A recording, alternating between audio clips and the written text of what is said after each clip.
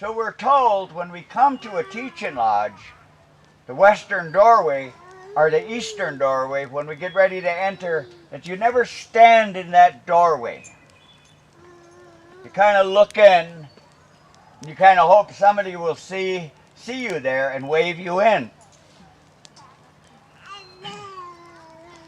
Now the western doorway is only used when the ceremony ends.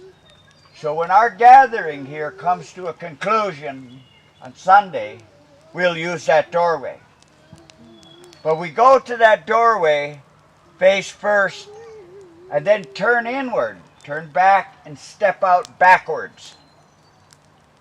It is said that you only leave that doorway head first when you pass on into the spirit world. So unless you're dead,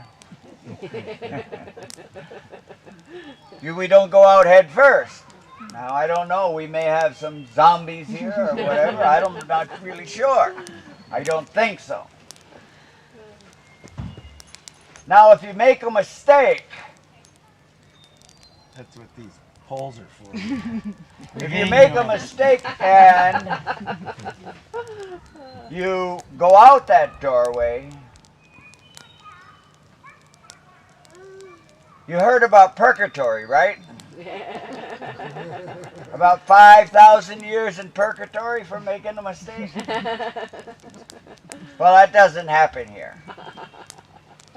If you make a mistake, it's the way it is. You know, when everyone is packing up, everyone is getting ready to go home to their loved ones, it's a real shock to me.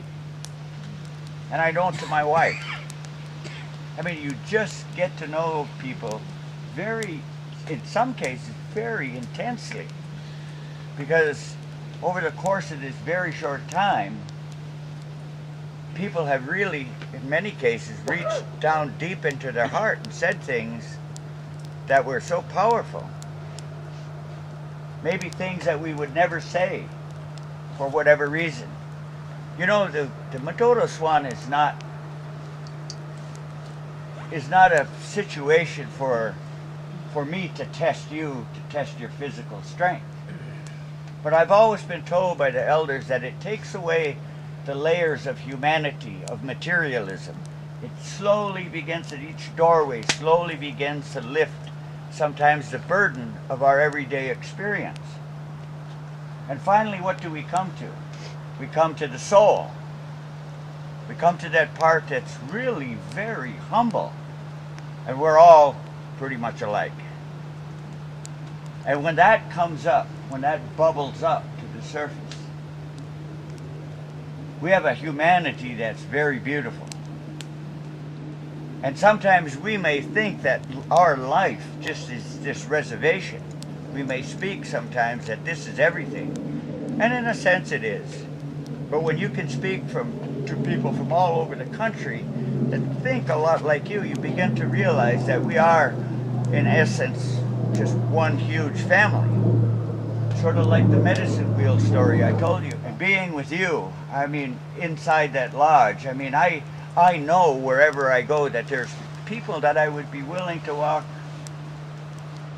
into any situation with. People that are true survivors, not material so much, but spiritually. Everything happens, I think, because of the spirit.